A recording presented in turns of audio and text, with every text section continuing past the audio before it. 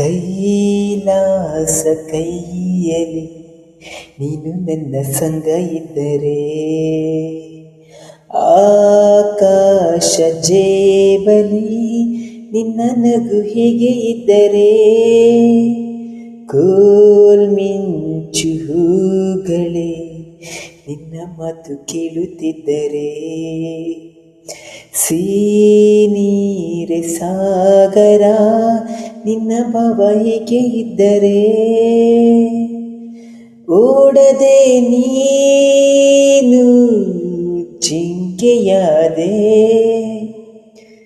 ಹಾರದೆ ನಾನು